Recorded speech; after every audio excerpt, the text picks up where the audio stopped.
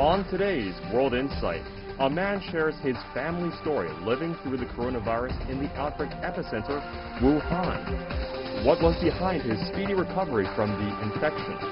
As nobody in the street, a lonely street, a lonely city. And the EU and UK commenced trade talks. How will the coronavirus outbreak in Europe impact negotiations? And finally, we speak to Dr. Gauden Galea, WHO representative to China, as we examine the numbers behind the coronavirus epidemic. These graduated risk-based approaches have been well demonstrated across the provinces of China.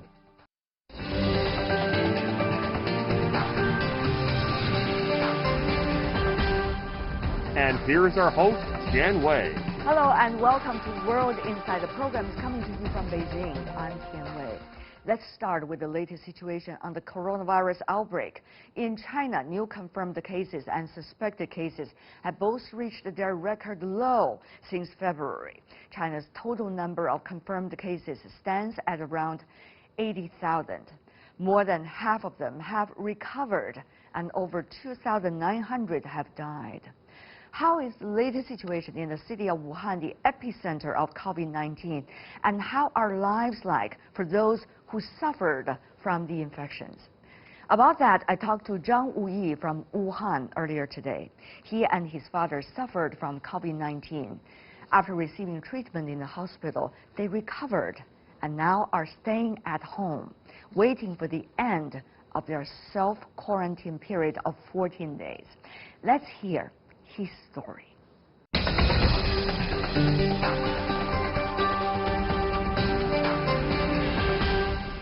And now we are joined via Skype by Zhang Wuyi, who is an associate professor from the School of Music with Zhenghan University based in Hong Kong. He and his father recovered from the COVID-19 and certainly is in good mood. Wuyi, welcome to our program. So good to see you. Hey, Tianwei, how are you? I'm good. Obviously, you look wonderful. This is the 12th day since you guys are out of hospital. Tell me how you are feeling today. Yeah, I'm okay because I checked the temperature just now. It's 36.5. Yeah. Wow, congratulations. And how is your dad? Thank you.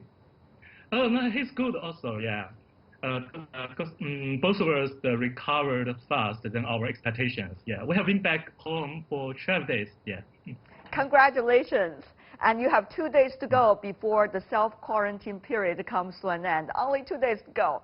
So how are you spending the past 12 days? Cooking or relaxing? Right, I spend much time on the cooking because the nutrition is quite important for the recovery of the illness. So what did you cook for your father? I think most are the vegetables, as my dad has the diabetes. Yeah, I see. Okay, he's suffering from diabetes, so vegetable dishes are great. So tell me, now in retrospect, how did you and your dad recover? What were some of the most important stages of your treatment that you think really work for both of you? I don't know what is the best way, but I can share my experiments, my father and my experiments. I think our life in the past almost 1 month, I think there are 3 points. The first is we went to hospital on time, particularly my dad. He's 77 years old and was in serious condition when we arrived at hospital on February 7th. The doctor said if we went to the hospital later, he cannot imagine what happened. And the second, I think, is 100% trust the medical staff. My dad is a medical professor and a doctor, but we are patients at hospital. So at the first day when we were in hospital, I spoke to the Professor Feng Yi, the leader of the medical team. I said, you can do any treatment without our permission. I 100% trust you. A relationship is a little strange and subtle between the medical doctors and the patients in China. And Professor Feng said it's very important that the patients and their relatives' collaborations. And the third, I think, is positive mind. At the beginning of the lockdown, I made myself far from the news, particularly the negative news. I'm a teacher and a scholar, so it's common to stay at home for paper writing, for the academic research. So I tried to shift my attention on my research. I brought my laptop and my books to the hospital, and proudly I planned an event, an online talk with the Hong Kong contemporary dance company. When I was in hospital, that we invited Sang Jijia, a well-known choreographer, to give a talk for the Wuhan college students. I don't want to show I work hard. What I do is to make myself to be a normal guy, work as usual. Yeah. Well, it's amazing that when you were in the hospital in serious conditions, you were still trying to organize online events and try to organize contemporary art events for your students, not only here in China, but also... So nobody realized I was a patient. I'm still a patient. Interesting. I love that 3 point you just shared. And I heard that you brought some books to the hospital when you were there with your dad. What did you bring? Show us. This book is a Chinese version written by the Professor Tang Xiaobing. This is a Chinese version. The English version is this one. It's on the visual culture in China. Okay. And another one is on the fans, text approaches by the Harry Jackson, and books on the Chinese popular music. This is a Chinese version. Yeah. That's so cool. And Love this it. one is music, culture, and politics and performance. This that's is, great. From the Taiwan scholars. Yeah. It seems that you are taking great advantage of the time when you're at hospital. Many would say you are so optimistic a guy. It seems that you and your dad are both that way. I mean, it is something that you could never expect, a disaster coming from the sky almost. But you managed to handle it very well. Tell me, what was it like when you got to know that both you and your father were suffering from COVID-19 and you were supposed to go into the hospital, to check into the hospital? What went through your mind at that time? How did you prepare yourself and your dad? Actually, my dad is a medical doctor. Both of us do not want to speak too much. We don't mention on it.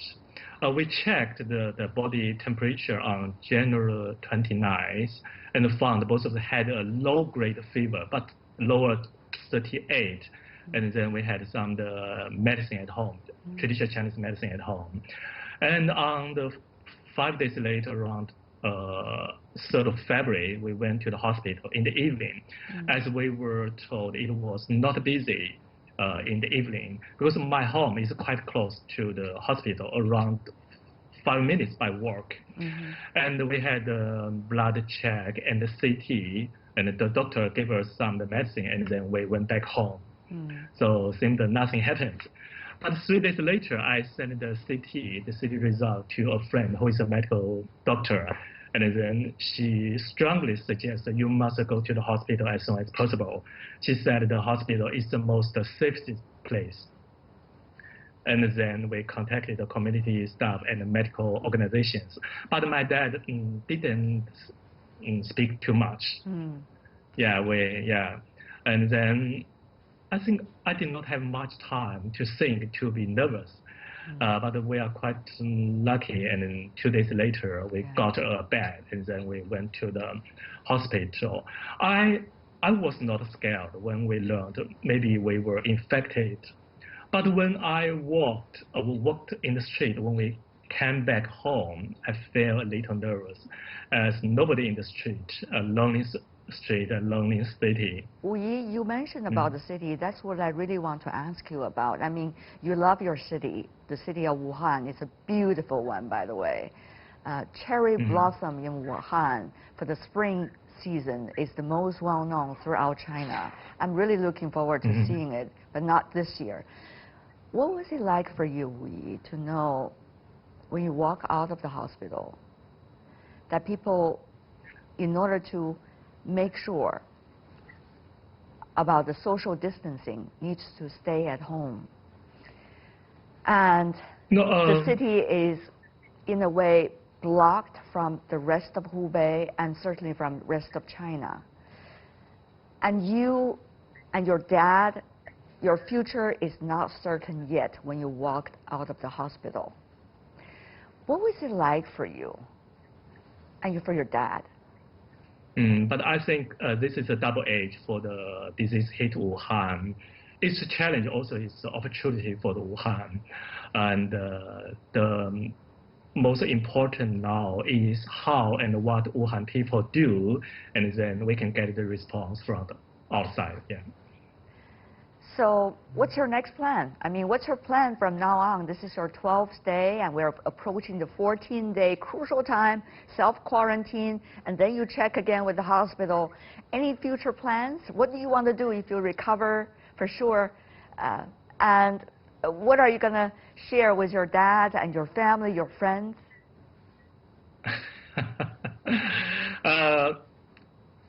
Nothing special. I have to continue to stay at home. Even nothing happened because I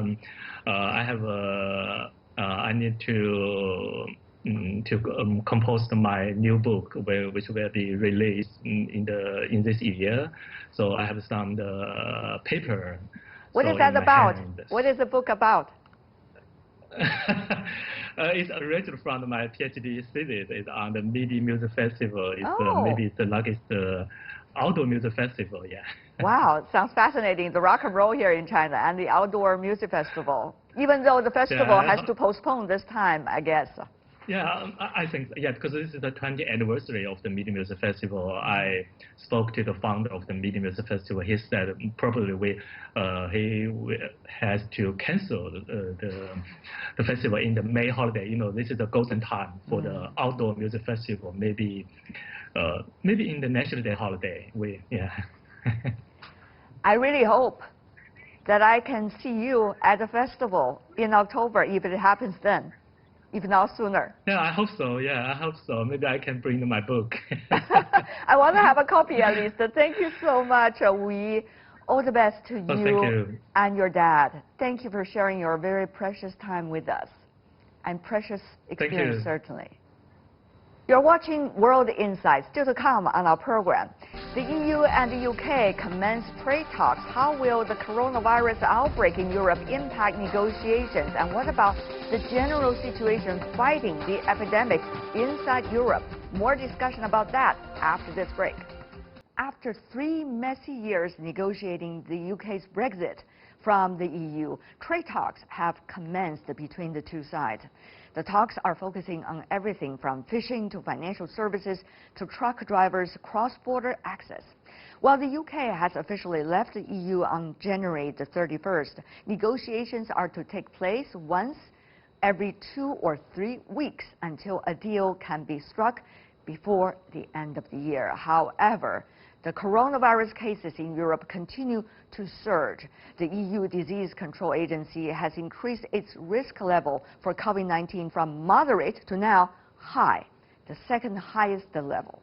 Italy is the worst hit country outside Asia with over 2,000 cases and more than 50 deaths already. In Britain, more than 10,000 people have now been tested and a few dozen cases have been confirmed. So will the epidemic have an impact on the talks and the process?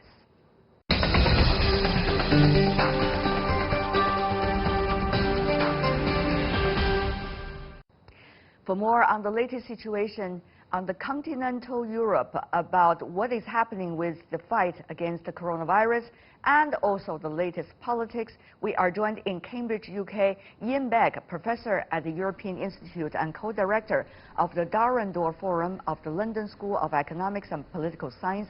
And in Brussels, we are joined by Fraser Cameron, senior advisor at the European Policy Center. Gentlemen, welcome to our program. I want to start by asking you where you are and what about the place where you are in its fight against coronavirus. First of all, inside the UK, Professor. Well, the government is now waking up to the magnitude of the threat. It's aware that there's going to be a major challenge with the spread of the disease, and it's slowly putting in place measures to counter it. We don't yet know what that's going to involve. The government has a committee called COBRA, which is not a snake, but the Cabinet Office briefing room for dealing with emergencies. They're meeting to try to devise a plan. The health service is already primed to deal with cases as and when they happen. But so far, it's a very low incidence in the UK. It's simply that we don't yet know where and when it's going to erupt. Well, things are developing very fast when it comes to the epidemic. What about for you, Mr. Cameron? Inside Brussels, how much air is it about the fight against the COVID-19? Well, it's actually not the number one issue today. The number one issue is dealing with the influx of refugees again from Syria via Turkey to Greece. But as regards the virus, there is a situation room here in Brussels where all the member states are coordinating every day on information. At the moment, it's only just one member state, Italy, which has a serious number of cases. Otherwise, they're all in the low figures. But they're continuing to ban flights from and to China. They're trying to cut down on major events, sporting events, cultural events. But so far, that's the limit of what the European Union is doing. One of the things is about border control. However, the Schengen policy, of course, is the pride of the EU. Mr. Cameron, how is this balance likely to be taken? On the one hand, stressing we are united, the EU. However, on the other hand, social distancing and border control to reduce the risk. Well, the Interior Ministers met last week and decided there was no reason to impose border controls again. The open borders are important for maintaining the continuity of the single market for goods and commerce. So I don't think that's going to change anytime soon. And there's no real evidence that shutting borders is actually going to control the virus. Professor, what do you make of that, meanwhile, particularly when it comes to demand for medical supplies, masks, and also contingency plans? Well, I think that borders would potentially get in the way of getting medicines and masks to the areas where they're most needed. But I think it's much less a border problem than one of supply. The number of masks, the availability of doses of antibiotics, getting them to the right place at the right time. These are the logistical questions, and borders probably only play a very small element in interrupting that. And as Fraser Cameron said, across the EU, with the exception of Ireland and one or two other countries, you have no border controls. It's seen as a problem for the European space as a whole. If bits of northern Italy have to be isolated, then they're done as part of an Italian and European response, rather than saying this is an Italian problem as opposed to somebody else's problem. It's very hard to imagine when an epidemic comes what would be the contingency plan, because we're learning it for the very first time, gentlemen, at this scale, in fact, for quite some time. Mr. Cameron, do you think there can be a united contingency plan, particularly if the medical facilities are being challenged in terms of how much capability they can have, particularly within one country? And what does that mean for Italy's relation with the rest of the EU? Well, as Professor Begg said, Italy is a special case at the moment. That's where most of the contamination is, and the northern part of Italy has been self-isolated, if you like, and therefore nobody can really enter or leave that part of Italy without permission. But you cannot have 100% certainty. I mean, Italy, for example, closed its flights to and from China, but somebody came from China via Moscow to Italy, and that's why they think the virus was carried there. Now, the countries are all, as I say, coordinating every day in terms of what their readiness is. The actual medical facilities across the European Union are good, but they vary from country to country. And the support facility would be that if a country had serious problems, then the other countries would step in quickly to help it. But of course, we don't know yet what the ramifications of this virus will be in Europe. Professor Begg, what do you think will be the UK's case particularly, because it's already having its Brexit with the rest of the EU, and now there is a public health issue going on. Is the UK going to have its own contingency plan from the rest of the EU? Well, it will. Every country will have its own contingency plan because the front line is the national health system, which in European terms has always been devolved to the national governments. It's never been really a European level competence. That said, the fact that the UK is distancing itself from the EU may introduce one layer of separation which will make cooperation that much more difficult. But I think that the collaboration between health ministries transcends all these debates about European separation, Brexit, jealousies of what other countries are doing, because the collaboration takes place through a number of fora. There is a European warning system which maybe Britain will pull out of. There is the interaction through the World Health Organization in Geneva. I think that the collaboration will be much greater and it will not be undermined by Brexit. And Mr. Cameron, you also believe so? Yes, indeed. I think the possibility of a pandemic will certainly concentrate minds on, I won't say trivial issues, but issues of lesser importance about quotas or tariffs. They will be put on hold for the moment. What about the potential threat for the economy? Of course, we do not know as to what's likely to be the scale of the challenge yet. But with the complexity of Brexit, this seems to be another layer of tense situation upon the EU and certainly upon the UK as well, Professor. Well, that's certainly the case, and it will be led by certain industries. For example, airlines are cancelling flights. Tourism is going to decline. So these are the industries that are going to lead the slowdown in the economy. The barriers that may be introduced to contain the virus will act a bit like a tariff to slow down trade by creating new frictions between countries. And then as we've discussed in the past, there is the difficulty of keeping supply chains operational. So for all these reasons, this is going to reinforce the negative effects of other tensions in the global system and quite possibly lead to a degree of recession in the global economy. Mr. Cameron? Well, the European Commission has downgraded growth rates already by about 50%, and this has been confirmed yesterday by the OECD. It depends, of course, on the ongoing impact, how quickly the virus can be contained. But if it were to spread, then it will obviously do serious damage to the global economy, particularly, as Professor Beck said, the interruption of supply chains. Now we see some of the forecasts of economies. China, for example, the GDP growth is likely to change overall as a result of this. We do not know what's going to happen to the other economies, given the fact that China and the EU have been working together very closely on trade. What would that mean for both sides? Are there much interactions now to discuss the potential and to discuss the potential solutions, particularly, Mr. Cameron? Yes, I mean, the negotiations for the bilateral investment treaty are actually continuing this week by video conference, which I think is a good thing. I think in general we could be doing much more of this kind of interaction rather than spending money, time and damaging the environment by flying everywhere for these talks. But that aside, the European Union and China are very closely interdependent in all sorts of ways, and that's not going to change overnight.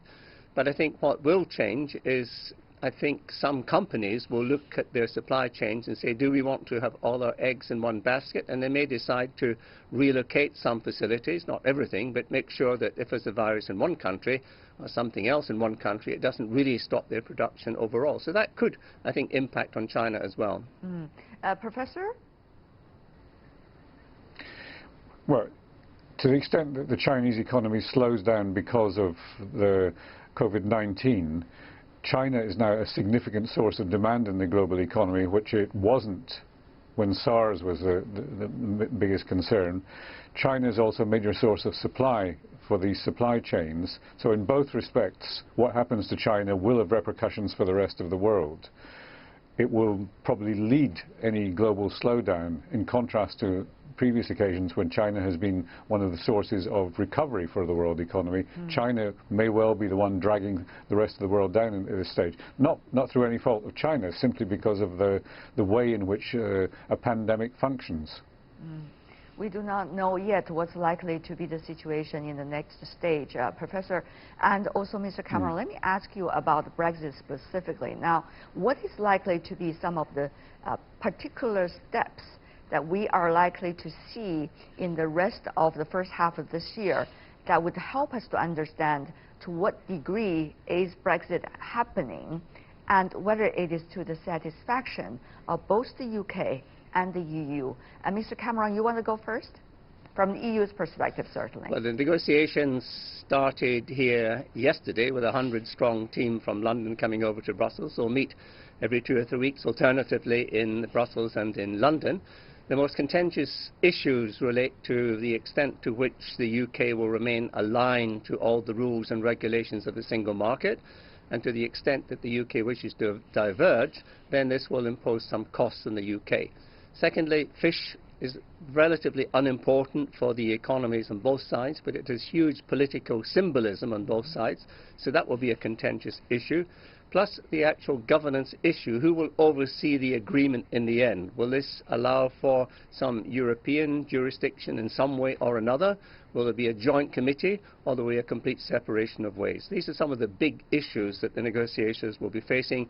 But I think in the end, the elements driving the two sides to make a deal will be much stronger than those separating. At the moment, it's a lot of political rhetoric, but in the end, I think there will be a deal. Professor Begg? Really? Well, I agree with that conclusion. The two sides published their negotiating mandates last week, and much was made in the media of how different they were. But when you dig into it, as I've done for a recent publication, it shows you that really there's not that much separating the two sides. There are the big issues that Fraser Cameron just mentioned. Fish is going to be out of all proportion to its magnitude inside the two economies. It's 0.1 or 0.2% of European GDP, and yet the fishing communities on the two sides of the North Sea have been made major promises about how things will change. So that's political rather than economic. Yeah. What the UK wants is a Canada-style trade deal. The EU is a bit reluctant to grant it in exactly the same form as Canada, because it sees the UK as a much bigger and much closer neighbour than Canada. As Michel Barnier, the negotiator, said, the UK is not Canada and cannot be expected to be treated in the same way.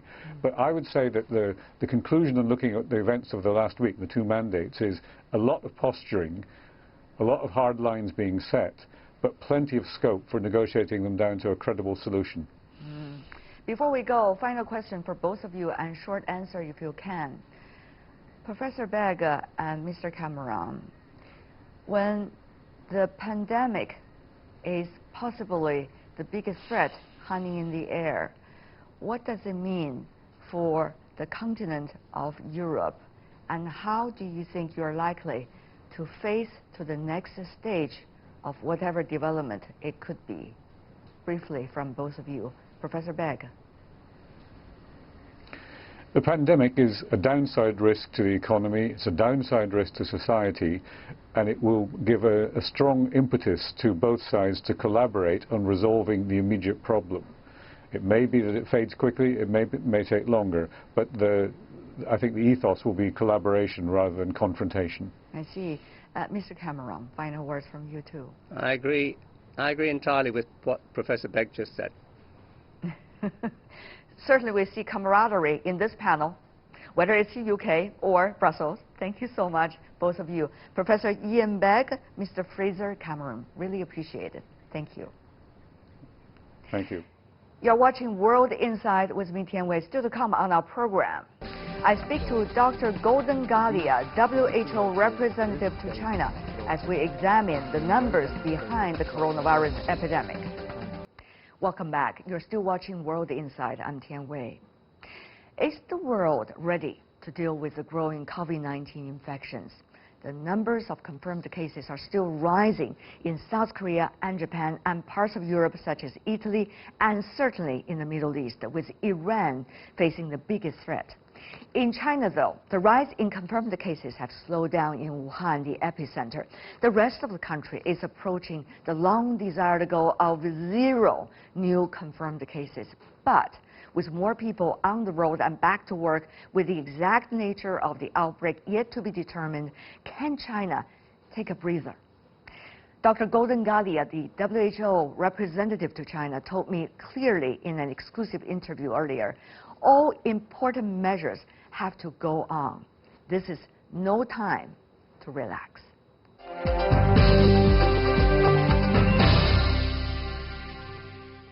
The outbreak has changed dramatically. When we last spoke, the numbers of new cases that day were of the order of 2,000. We are now at a quarter of that level. In those days, we were discussing what did it mean as the epidemic started to decline. Now we see a continued trend since those days. And indeed, the numbers of cases being reported outside China are now beginning to be equivalent to the numbers inside China. It has shifted to 34 countries around the world, but at the same time, China has shown that there is a way of controlling and achieving a consistent decline. We are not over yet, and I'm sure we will have a chance to discuss this. There's no time for complacency, no time for declaring victory. We need to continue the work that is being done, but it is much better to be reporting on over 2 weeks of declining numbers. If we think about the current situation, the number slows down in terms of increase rate. It has so much to do with what we did over the past 2 weeks and earlier, rather than what we are doing now, because the result of today will be reflected only 2 weeks from now. Yes. But look at today, Dr. Galea. People are coming back to work. There are much more people-to-people interactions. We also see shopping malls, streets, public parks, even scenic spots now have more people, if not crowds of people. What kind of warning signal does this send to you? On one side, one does not want to cause panic. The epidemic is showing community transmission in Wuhan, and efforts are being made to control and mitigate the situation there to reduce the impact on families and the people affected, reduce the suffering, produce the best care and public health measures that is possible. Outside the country, all the evidence that we have seen points to clusters within households, and there's very active containment being done by very intensive case finding, very searches for people and testing of people with influenza-like illnesses so as to get a sense of whether there are community transmission.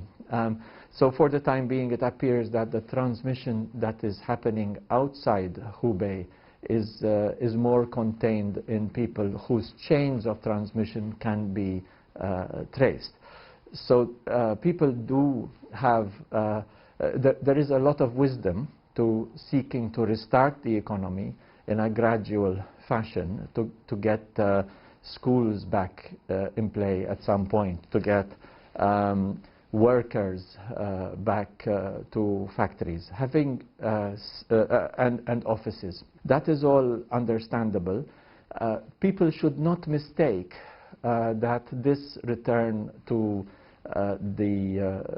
some measure of normality and economic activity is saying, oh, we've won. The virus is still around. It is premature to be thinking of the same level of social and entertainment, for example, behaviors before the epidemic is clearly better under control, until we see an even lower level of decline. People should not be falsely reassured. That is a danger which can lead to some resurgence in the numbers. Will the rest of the world, as we have witnessed, more likely to be resembling the cases of other parts of China, quote unquote, or the rest of the world could also see the danger that could resemble the situation of epicenter of COVID-19? China has shown how to achieve a decline and a reduction in mortality and improvement in clinical outcomes. That has been now fairly amply demonstrated.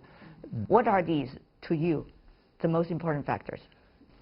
Being ready. Okay. Active case definition, active case finding, contact tracing, isolation, getting ready, getting the doctors and nurses, the healthcare workers to be already equipped and trained, high index of suspicion, to be actively testing people with influenza-like illness and severe acute respiratory illness, pneumonias of unknown cause or etiology, to be actively looking for the cases and the virus.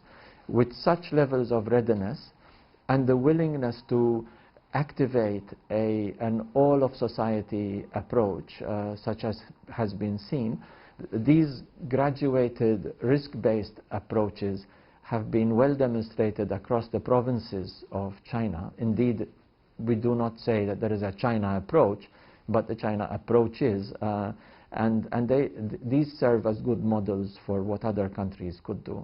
Dr. Galea, China now has already come to a certain stage of prevention, control, treatment, and many other things.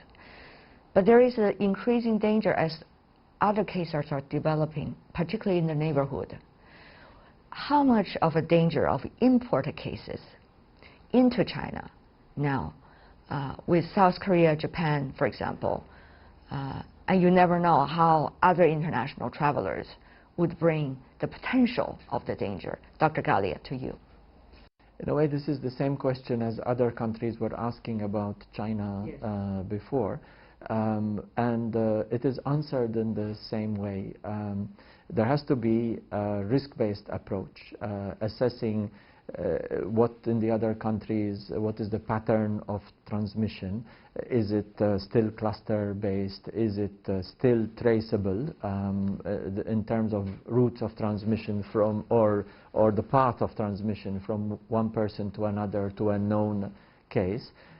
Or is there community transmission?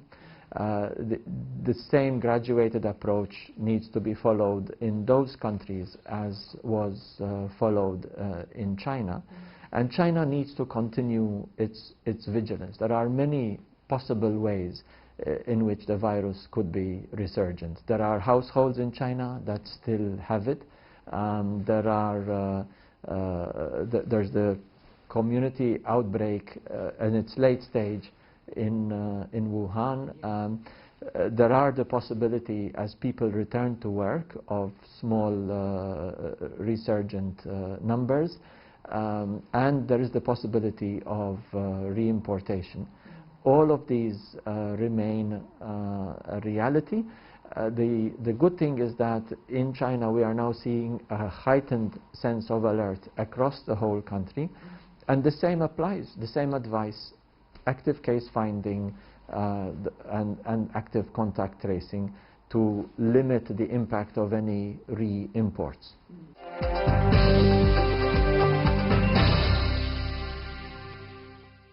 And with that, we're coming to the end of today's program.